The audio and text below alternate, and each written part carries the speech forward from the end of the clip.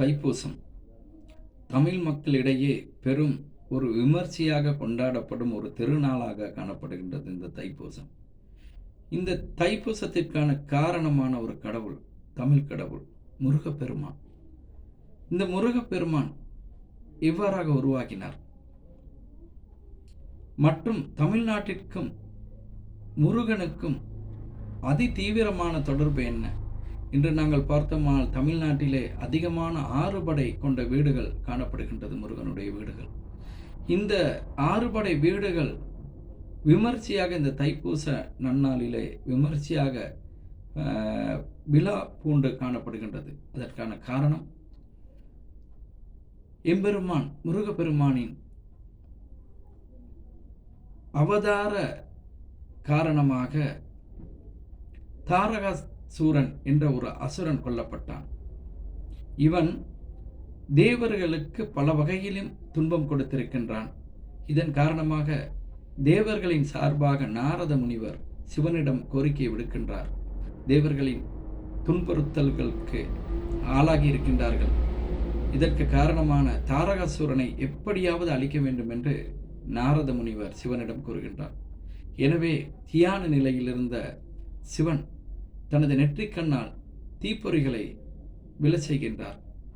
அதனை வாயு பகவானால் பிடிக்கப்பட்டு சரவண பொய்கையிலே அந்த பொறிகள் விழுகின்றன.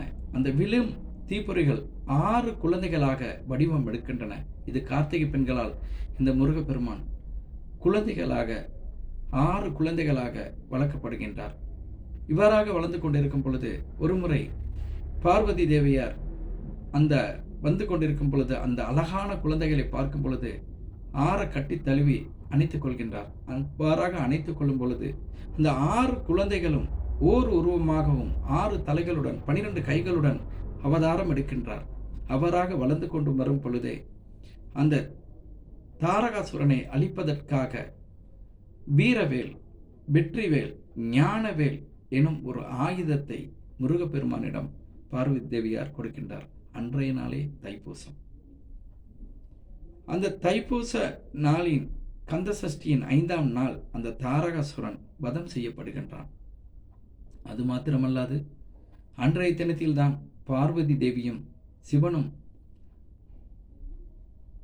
ஆண் பெரியவரா பெண் பெரியவரா என்ற போட்டியினூடாக நடைபெற்று அந்த நடனத்திலே தனது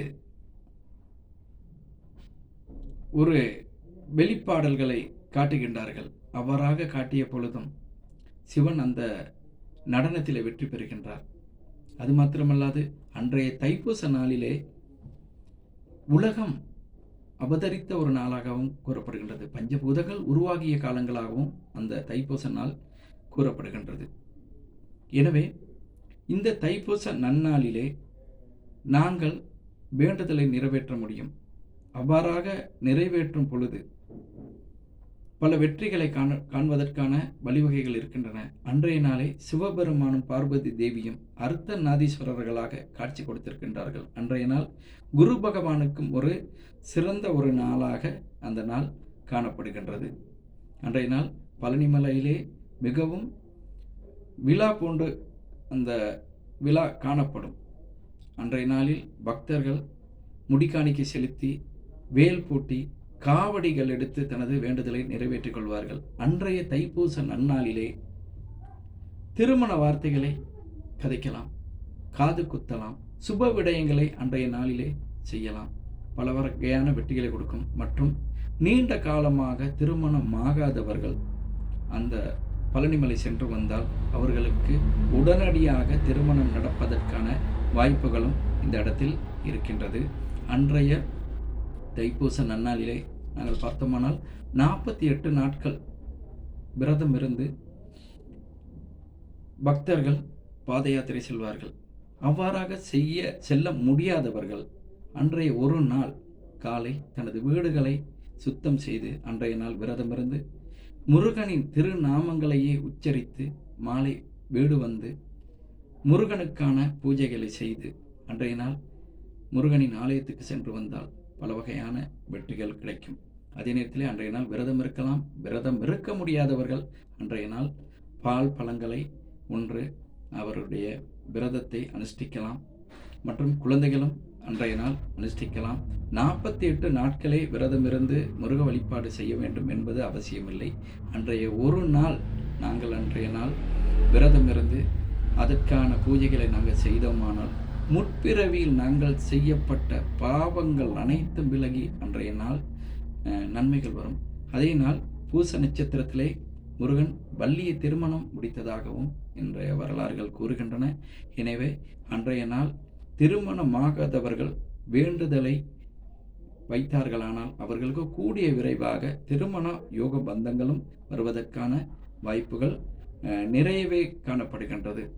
எனவே அன்றைய நாள் எல்லாம் வல்ல எம்பெருமான் முருகனின் அருள் கடாட்சங்கள் உங்கள் அனைவருக்கும் முழுமையாக கிடைக்க வேண்டும். அன்றைய நாள் தாங்கள் விரதமிருந்து அன்றைய நாள் முருகனுக்கு பூஜைகளை செய்து முருகன் ஆலயங்களுக்கு சென்று வந்து உங்களுடைய வேண்டுதல்களை நிறைவேற்றினால் பல வகையான நன்மைகள் வந்து உங்களுக்கும் உங்களுடைய குடும்பத்திற்கும் வந்து சேர்வதற்கு வாய்ப்புகள் இருக்கின்றது. எனவே அனைவரும் தைப்பூச நன்னாளிலே உங்களுக்கு அனைவருக்கும் முருகனின் அருள் கடாட்சங்கள் கிடைப்பதற்கு எல்லாம் வல்ல எம்பெருமானை பிரார்த்தித்துக் கொள்கின்றேன். நன்றி, வணக்கம்.